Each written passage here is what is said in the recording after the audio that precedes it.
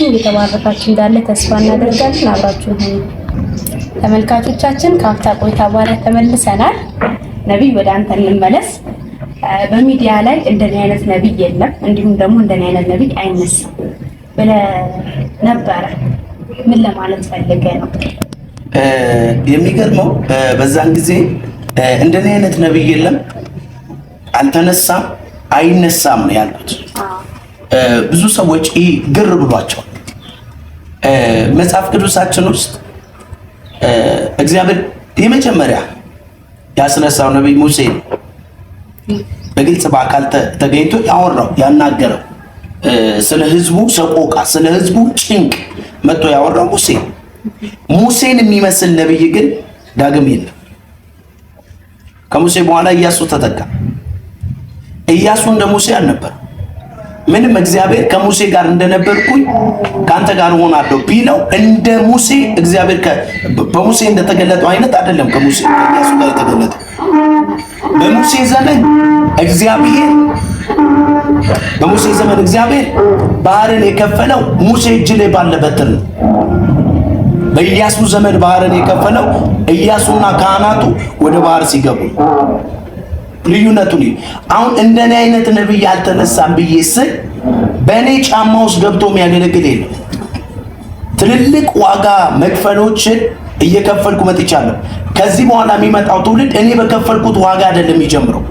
ለዚህ እኮ ነው ጳውሎስ እንደዚህ ያለ እኛ ከመሰረት ነው ሌላ መሰረት የሚመሰረት ቢኖር ይጠንቀቃል። እንዴት እንደሚመሰረት ይጠንቀቃልና መሰረቱ ክርስቶስ ነው። ሌላ መሰረት በመመስረት አንጀምርም። ከመሰረቱ ነው የምንቀጥለው። መሰረቱ ማን ነው? ኢየሱስ። እነ ጳውሎስ ኢየሱስ ብለው ነው ያቆሙት። እኛም ስንቀጥል ኢየሱስ ብለን ነው። እዛ ሄደን ገና ዋጋ አንከፍልም። አሁን እንደኔ አይነት ነብይ አልተነሳም ስል እኔ የመጣሁበትን መንገድ የሚደግም ነብይ የለም።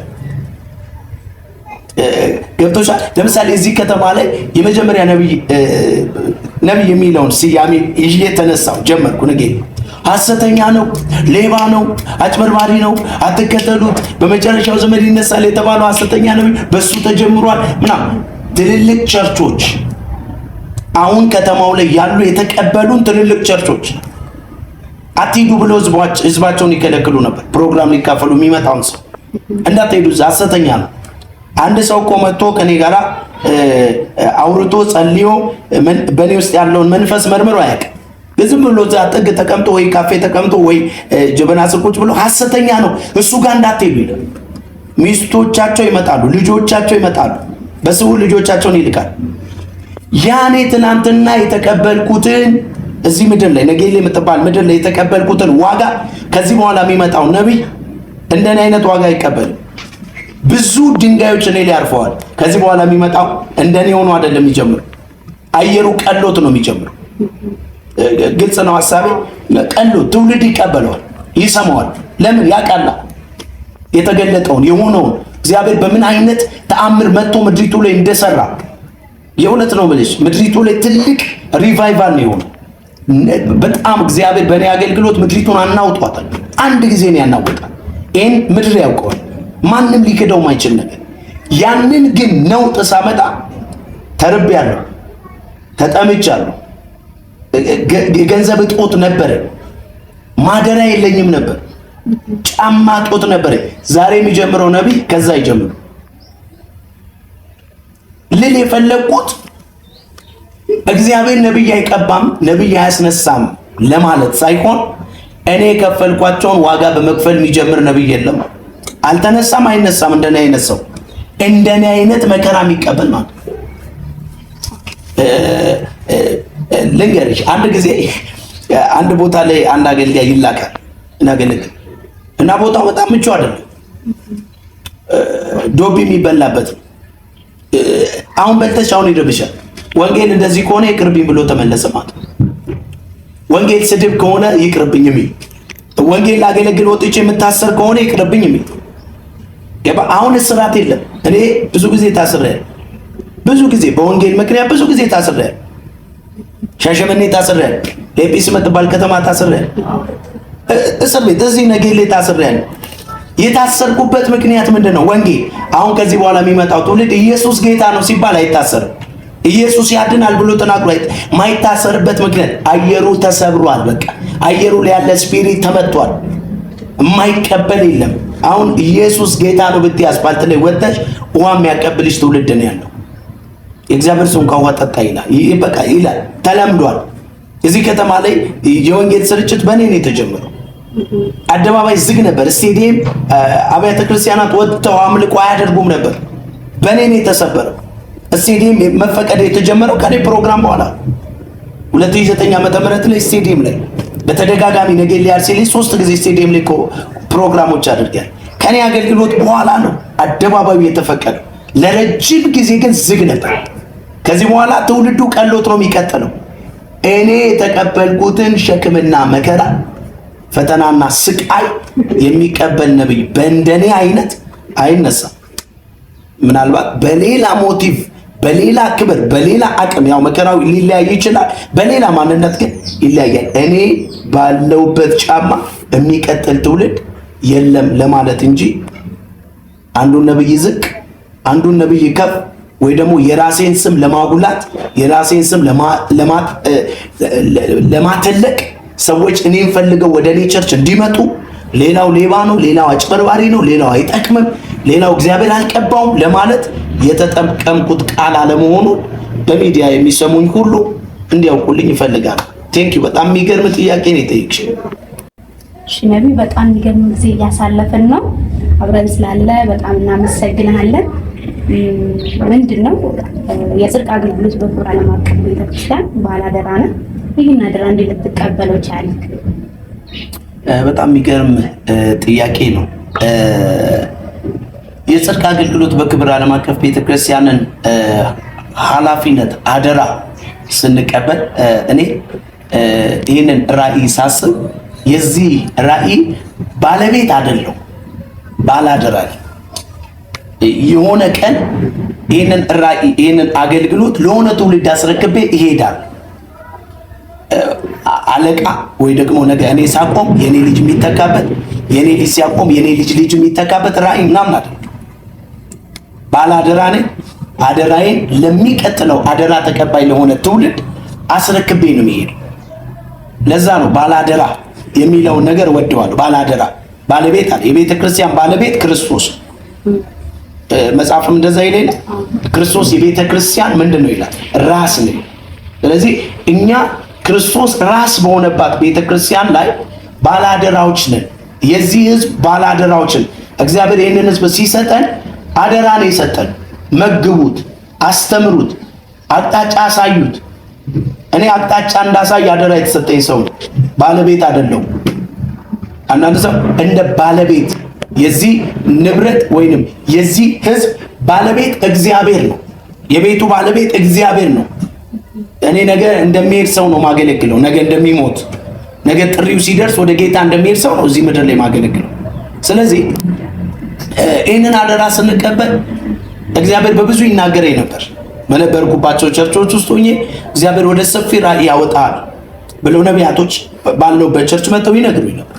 በላይ ደግሞ ከባድ የሆነ የፕሮፌቲክ ዓለም የነቢያት አገልግሎት፣ የኃይል አገልግሎት በኃይል ይገለጥብን። በብዙ ፍሬ የታጀብኩ ነው። ባለውበትም ቤተክርስቲያን በዛ አይነት አገልግሎት በጣም በብርታት ሳገለግል ነው የመጣሁት እና ይህንን አደራ 2007 ዓመተ ምህረት በአንድ ቤት ለሁለት ለሶስት እየተሰባሰብን እንጸልያለን። ለሁለት ለሶስት እንጸልየው ለራሳችን ነው። ኃይል ለመታጠቅ፣ ኃይል ለማደስ፣ እርስ በራስ ለመተናነጽ ነው የምንጸልየው። ራእዩ እንዳላቃል የጽድቅ አገልግሎት በክብር ዓለም አቀፍ ቤተክርስቲያን ብዬ ጽፌዋለሁ። መዋቅር አውጥቼለታለሁ። ግን አንድ ቀን መቼ እንደሚሆን አላውቅም። ያንን ቀን እጠባበቃለሁ። በጸሎት እግዚአብሔርን እየጠበቁኝ ነው እና በእነኛ ሁለት እህቶች አማካይነት እየጸለይ አንድ እናት ቤት እግዚአብሔር ትልልቅ ነገሮችን መስራት ጀመረ። ሰዎችን ማምጣት ጀመረ።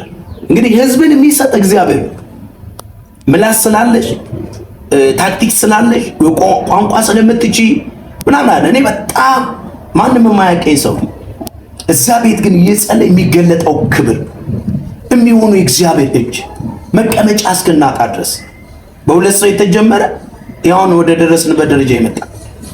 በቃ መቀመጫ እስኪጠፋ አልጋ ላይ እስኪቀመጥ ሰው ገብቶ የሰው ቤት ውስጥ ሲል ስንሰፋ ከግቢ ስንወጣ ኩሽና ድረስ ኩሽና አፈራርሰን ኩሽና ውስጥ ማምለክ አረቄ የሚወጣበትን ኩሽና አፈራርሰን ኩሽና ውስጥ አምልኮ ጀመር ስንሰፋ በቅርጮ አዳራሽ ሰርተን እዛው ማለት ምንም የሌለው በቃ ቅርጮ ብቻ ከላይም ቅርጮ ግድግዳ ቅርጮ በቅርጮ ማለት ማምለክ እያልን እየሰፋ እግዚአብሔር ትውልድን ይልካል። ትውልድ ይፈሳል። ትውልድ ይፈወሳል። ነፃ ይወጣል። አዳዲስ ነፍሳት ጌታን ይቀበላል። የጥምቀት ስነ ስርዓት በዛው እናደርጋለን እያልን ሳናስበው የእግዚአብሔር የተናገረኝ ነገር መልክ እየያዘ መጣ። የቤተ ክርስቲያን መልክ እየያዘ መጣ። ቸርች አደርጋለሁ ብዬ አንድም ቀን አስቤ አላውቅም። ኢቭን እዚህ ነገሌ የምትባል ከተማ ኖራለሁ ብዬ አስቤ አላውቅም። እና ቀስ እያለ ግን እየሰፋ ባይዘው መጽሐፍ ቅዱሳዊ ነው አጀማመራችን ለኛ ነው እንጂ ያልገባል። ነገሩ ግን ግልጽ ነው። እግዚአብሔር ሊያደርግ ያለው በማርያም ቤት ይጸለይ ነበር ይላል አይደል? የመጀመሪያው ጸሎት ቤት እነ ማርያም ቤት ነው። ስለ ጴጥሮስ ታስሮ ስለ ጴጥሮስ ጥብቅ ጸሎት እነ ማርቆስ ቤት እነ ማርያም ቤት ይጸለይ ነበር። ያ ጸሎት ቤት ነው። አንድ ሁለት ጌታም እኮ ብሏል። አንድም ሁለትም ሆናችሁ ወይ ደግሞ ሁለትም ሶስትም ሆናችሁ በተሰባሰባችሁበት በዚያ ላይ ይገኛሉ ያለ በሁለት በሶስት ሰዎች መካከል የሚገኝ ጌታ ድንቅ እያደረገ ራእይን አሰፋ። የትውልድ አባት አደረገ።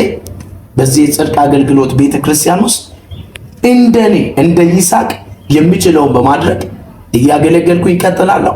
ነገ ትውልድ ይመጣል፣ ይረከባል። ራእዩ እየሰፋ ይቀጥላል። ምድርን እንሞላለን፣ አልጠራጠርም። ኢየሱስ ጌታ ነው። የምታስተምራቸው ትምህርቶች በጣም የሚገርሙ ናቸው። እኔም እንደማውቀው የኤፌሶን መጽሐፍ ትምህርት፣ መንፈሳዊ እድገት፣ ጸጋው ባንተ አለ የሚሉት የመሳሰሉ ትምህርቶች በጣም የሚገርሙ ናቸው እና እንዴት ነው የመጽሐፍ ቅዱስ ትምህርት ተምረሃል? በጣም የሚገርም ጥያቄ ነው። አዎ የመጽሐፍ ቅዱስ ትምህርት በቲዮሎጂ ተምሬያለሁ። በጣም ብዙ አይነት የመጽሐፍ ቅዱስ ትምህርቶችን እማራለሁ። አሁንም በመማር አምናለሁ፣ እየተማርኩም ነው እና ክርስቲያን አርክ ክርስቲያን ሰርቪስ የሚባል ጢሞቴዎስ የክርስቲያን ማሰልጠኛ ተቋም የሚባል ትምህርት ቤት ውስጥ ቲዮሎጂን ተምሬያለሁ። እንዲሁ በመካነ ኢየሱስ ብርሃን መገናኛ ብዙሃን የሚባል በዚያም ተምሬያለሁ። በጣም ጥሩ ነጥብ አለኝ። ጥሩ ውጤት አምጥቻለሁ። የተለያዩ ትምህርቶች አሁን እንዲህ እያልኩ እዚህ ማልጠቅሳቸው በጣም ብዙ ትምህርቶችን በመላላክም በአካል ተገኝቼ ተምሬያለሁ። በሴሎ ቲዮሎጂ ተምሬያለሁ። የምማረው ግን ራሴን ለማብቃት ራስን ማብቃት ማለት ሰው እለት እለት እየበቃ ነው የሚሄደው። ያልቀደምነውን ትውልድ አናስተምረው፣ ያልቀደምነውን ትውልድ አንመግበው፣ ያልቀደምነውን ትውልድ አቅጣጫ እናሳየው። ስለዚህ ሁል ጊዜ እንደ መሪ፣ እንደ አገልጋይ፣ እንደ የእግዚአብሔር ወታደር፣ የእግዚአብሔር መንግስት ወታደር እንደመሆን ይመጣል እለት እለት ራሴ አዘጋጃለሁ። ለዛም ነው ጠንከር ያሉ ትምህርቶችን አስተምራለሁ። ጸጋው ባንተ አለ፣ የኤፌሶን መጽሐፍ ትምህርት፣ መንፈሳዊ ይዘት ያላቸው የተለያዩ ትምህርቶችን ስለ ጸጋ አጠቃቀም፣ ስለ ጸጋ ስጦታዎች በጣም ዲቴል አስተምራለሁ። ብዙ ትምህርቶች አሉ እዚህ ቸርች ላይ ማስተምራቸው። ያንን ከመጣውባቸው መንገዶች የቀሰምኳቸው። አንዳንድ ጊዜ ሰው ከዩቲዩብ ይቀዳል፣ ከፌስቡክ ይቀዳል፣ ከቲክቶክ ይቀዳል። ከዛ የተቀዳ ትምህርት ጊዜያዊ ነው። አንዳንድ ስብከቶች ከዩቲዩብ የተቀዱ ናቸው። ባይዘው ብዙ አገልጋይ ፎቶኮፒ ነው አገልግሎቱ። ፎቶኮፒ ኮፒ አድርጎ ከዩቲዩብ ኮፒ አድርጎ ከቲክቶክ ኮፒ አድርጎ ከፌስቡክ ኮፒ አድርጎ ነው የሚያገለግል። ከዩቲዩብ የተቀዳ ትምህርት የሆነ ጊዜ ያልቃል፣ ይቆማል። የኔ አይደለም። አንከታተል፣ ዩቲዩቡን አንከታተል፣ አንማራለን፣ እንሰማለን፣ እናደምጣለን። የሚቀጥል ግን ትውልድ ጋር የምናደርሰውን ትምህርት እኛ ደግሞ ራሳችን ራሳችንን ኢኪዩፕ እናደርጋለን፣ እናስታጥቃለን። በተለይ ሴሎ ሊደርሺፕ ኢኪዩፒንግ ሴንተር በሚባለው ትምህርት ቤት ኢኪዩፕ ተደርጊያለሁ። ይሄ መታጠቂያ ማዕከል ነው። ማዕከሉ የቴዎሎጂ ትምህርት ቤቱ መታጠቂያ። በተለይ እኔ በጣም ከረዳኝ መካከል አንዱ ሴሎ ትምህርት ቤት የሴሎ መታጠቂያ ማዕከል በጣም ማለት ነው ጠቅሞኛል አገልግሎት። እና አገልጋይ ካልታጠቀ የእግዚአብሔርን ቃል ካልተማረ ከቲክቶክ ከፌስቡክ ከዩቲዩብ በሚሰበስባቸው ትምህርቶች የትም አይደርስም። ሰሞናዊ ነው መነቃቃቱ፣ የሆነ በቃ ጊዜያዊ ነው። ከዛ በኋላ ብዙ መቀጠል አይችልም፣ መመገብ አይችልም ማለት ነው። ስለዚህ የምንመግበውን ትውልድ የምንመግበውን ነገር አጥርተን በድፍረት ይዘን ለመምጣት ምን ማድረግ አለብን? መታጠቅ፣ መማር፣ ማንበብ፣ መጸለይ፣ ጊዜ ሰጥተን መንፈሳዊ ነገር ላይ ትኩረት ሰጥተን ጊዜ ወስደን ዋጋ ልንከፍል ይገባል። አለበለዚያ ግን ሲሮጡ የታጠቁት ሲሮጡ ይፈታል እንደሚባል እየሮጥን እየበተንን እንኖራለን ማለት ነው። ይሄ ነው ያለኝ ምላሽ። በአገልግሎት ጅማሬ ላይ በጣም ከባድና አስቸጋሪ ነገሮችን እንዳለፍክ ከብዙዎች ሰምተናል። እስኪ ዛሬ ደግሞ ከራስ አንደበት ስለ አገልግሎት ጅማሬ ንገረን። በጣም የሚገርም ነው። የአገልግሎት ጅማሬን ሳስብ 1999 ዓመተ ምህረት ነው። ጊዜው በጣም ከባድ ጊዜ ነው። ረሃብ አለ። ጊልያድ ሲል ብዙ እንደዚህ መንፈሳዊ መነቃቃት የለም። ብዙ ቸርቾች የሉ፣ ውስን ቸርቾች ናቸው ያሉት። ሰው እንደዚህ የተነካ አይደለም። አሁን በጣም ምድሪቱ ላይ የወንጌል እንቅስቃሴው በጣም ደስ የሚል ነው። ብዙ ሰው ወንጌል ደርሶታል። የጌታ ነገር በቃ ሰው ሁሉ ይቀበልሻል። አሁን ይቀበልሻል። እና እኛ የጀመርንበት ዘመን ላይ ቀኑን ሙሉ እየጾምን እንውላለን። የምንጾመው መጾም ፈልገን አይደለም፣ የሚበላ ስለሌለ። ከዛ ቀኑን ሙሉ እየጾምን ማታ የሆነ አንድ ጊዮን የሚባል ቤት አለ። ያው ጊዮን ማለት አዲስ አበባ ያለው ትልቁ እንትን አይደለም፣ ሆቴል አይደለም። አንዲት እናት ጊዮን የሚባል ሆቴል አላት እና 1 ሽሮ 50 ሳንቲም ናት። ዳቦ ድፎ ደግሞ ስሙኒ ነው የሚሸጠው። እዛ ለ3 ለ4 ሄደን 2 ሽሮ አዘን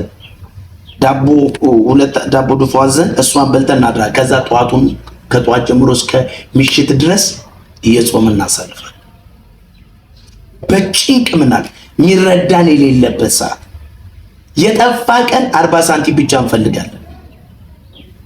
የ40 ሳንቲም ስኳር በዚያን ጊዜ 40 ሳንቲም ነው አንዱ መለኪያ። እሱ ይበጠበጥና በውሃ ተበጥብጦ በብርጭቆ ይጠጣል። ውሃውን ጠጣዋለን። እና ይሄን ደግሞ አንድ በመካከላችን በጣም የተባረከ ወንድም አለና ትንሽ በዚህ በባዮሎጂ ትምህርት ጥሩ መረዳት አለውና ያንን ስኳር ስንጠጣ አፒታይታችን ይዘጋል።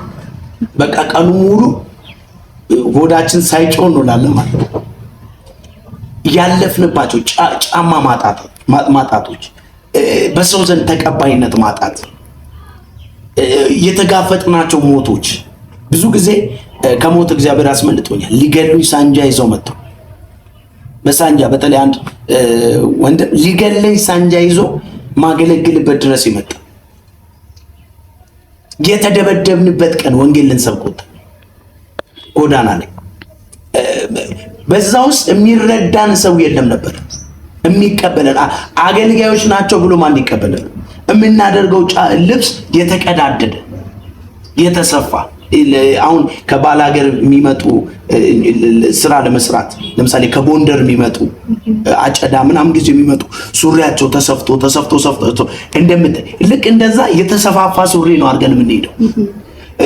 ጫማ ጥሩ ጫማ የለም። ማን ይቀበለን? አንድ አገልጋይ። አሁን እኮ እግዚአብሔር ይመስገን ታሪክ ተቀይሮ ሱፍ ለብሰን ጫማ እየቀየርን በቃ ሰው የእግዚአብሔር ሰው አለባበሳችንን አይቶ ሰው የእግዚአብሔር ሰው ይለን አይደል? ያን ጊዜ የእግዚአብሔር ሰው ሊለን አይደለም። ጤናማ ሰላምታ ሰው ሰላም ሊለን የማይፈልግበት ጊዜ እጅግ በጣም ሰኔን ላይ እየተኛን ቸርች ውስጥ ጅባ ላይ እየተኛን የቤተ ክርስቲያን አግዳሚ ወንበሮች አንድ ላይ ገጣጥመን ካርቶን ያርገንባቸው ተኝተን እያደርን ረጅሙን ዓመት ቸርችን ያሳልፉ በጣም ከባድ በሆኑ ሁኔታዎች ውስጥ ስናልፍ መተናል እና ደስ የሚለው በዚያን ጊዜ ያለው መሰጠት ምናልባት አገልግሎት የጀመርኩት በዚህ አሁን ባለውበት ዘመን ቢሆን ጣዕሙም አይገባኝ። ሁሉ ምቹ ነው። አገልጋይ ነኝ ካልሽ የሚደግፍሽ አለ፣ ሰፖርት ሊያደርግሽ አጠገብሽ የሚቆም አይጠፋም። በዛን ዘመን ግን የሚረዳሽ የለም። ጌታ ብቻ ነው የሚረዳሽ። ደግሞ ጌታ የሚያበዛው ኃይል የሚጨምርልሽ አቅም በፈተና ውስጥ ያለው የእግዚአብሔር ጸጋ ኃይል አስደናቂ ነው። በቃ ያንን ዘመን ሳስብ በኢየሱስ ስም ቃላት አጣለሁ። አሁን እኮ ሁሉ ነገር በቃ ዘመናዊነቱ ሰው ሁሉ ዘመናዊ ነው። ሁሉ ነገር ቅርብ ሆኗል። ሰው የእግዚአብሔርን ጸጋ ለመካፈል ሲፈልግ አሁን ቅርብ ነው። በቲክቶኩ ይመጣለታል። በዩቲዩብ ቤቱ ቁጭ ብሎ አልጋ ላይ ተኝቶ ይካፈላል። ያኔ እንደዚህ የለም፣ ሚዲያ የሚባል የለም። በሲሼልስ ሬዲዮ መንፈሳዊ ፕሮግራሞች እንደዛ ነው ማቀ አለ የሚባል የቴሌቪዥን ቻናል ኤልሻዳይ ነው። በዛን ጊዜ ምናቅ ኢቭን መንፈሳዊ ነገር ለመካፈል መንፈሳዊ ፊልም እንኳን ለማየት ሰው ቤት ሄደን ነው እሱን በር ላይ ቆመን በቀዳዳ የምናየው። አይተሻል። በዛን ዘመን የተከፈለውን ዋጋ ሳስብ በጣም ከዚህ ዘመን ጋር የዚህ ዘመኑ ይወርድብኛል። በመከራ ውስጥ ያለው ለጌታ ያለን ፍቅር፣ ቅዱሳን የሚዋደዱበት መዋደድ፣ ቅዱሳን የሚቀባበሉበት መቀባበል በዛን ዘመን ጥቂት ቢሆን ትልቅ ቻሌንጅ ቢበዛበት እና በጣም አስደናቂ የሆኑ ጊዜያቶች ናቸው በዛን ጊዜ የነበሩት። አንድ ጊዜ ነገሌ አርሲ ጠቅላላ ሆስፒታል ለሞት ሰው ልጸልይ ሄደክ ነበረ እና ያ ሰው ተነሳ ወይስ ምን ሆነ? ደውት ነግረን። በጣም የሚገርም ነው። ያን ጊዜ እንደዚህ ቸርች ነበርኩኝ እና አንዲት እኛ ቸርች የምታመልክ እህት ትምህርት ቤት ትከፍታለች። ህፃናት ማቆያ ትምህርት ቤት ነው ትምህርት ቤቱ እና ከ1 ዓመት ጀምሮ እስከ 3 ዓመት ያሉ ልጆችን እዛው እየበሉ እዛው እየጠጡ እዛው ዳይፐር ምን እየተቀያየረላቸው እዛው የሚቆዩበት ቤተሰብ በነፃነት ሄዶ ስራውን ሰርቶ ምናምን እንዲመለስ ተብሎ የተቋቋመ ትምህርት ቤት ነበር እና እንደ አጋጣሚ የ9 ወር ልጅ ነው እዛ ህፃናት ማቆያ ለትምህርት ቤት የተወሰደው እና እዛ ትምህርት ቤት ውስጥ ሞግዚቶቹ ትምህርት ቤት ውስጥ ያሉ ሞግዚቶች ምግብ ሲመግቧቸው እንቁላል በዛ አድርገው ይሰጡታል መሰለኝ ለህፃኑ። ከዛ ልጁ ፌንት በላ ሞተ። ከዛ ተጭኖ ቀጥታ የሄደው ወዴት ነው? ወደ ነገሌ አርሲ ጠቅላላ ሆስፒታል ነው የሄደው። ወይንም ያው የጉደታ ሆስፒታል ይባላል እዚህ ሲጠራና ጠቅላላ ሆስፒታል ነገሌ አርሲ ትልቅ ሆስፒታል ነው። እንደ ነገሌ አርሲ እንደ ምዕራብ አርሲ በጣም ትልቅ ሆስፒታል እና ወደዛ ወሰዱ። ናቺ ሴት እኛ ጋር ስለምታመልክ የገባችበት ነገር ከባድ ነገር ነው። ልጁ ሞቷል። ሰዎቹ እያለቀሱ ነው ያላት እንትን እግዚአብሔር ልጁን ያስነሳዋል ከዚህ ጉድ እግዚአብሔር ይገላግለኛል ብላ ስላመነች ደውላ ነው ጠራች። እባክህን ጉዶኛለሁ፣ እባክህና እግዚአብሔር ልጁን እንደሚያስነሳው አምናለሁ፣ ናና ጸልይልኝ። ስለምን ወዳት ስለምናከብራት ለዚህ ቤተክርስቲያን ትልቅ ክብር ስላላት ምንም ድምፅ አልሰማሁም። እግዚአብሔር ሂድም አላለኝም፣ አትሂድም አላለኝም። ብድግ ብዬ ሄድኩኝ። ስገባ ዶክተሮች አሉ፣ እሷ አለች። ሬሳ ወዳለበት ክፍል ያስገቡ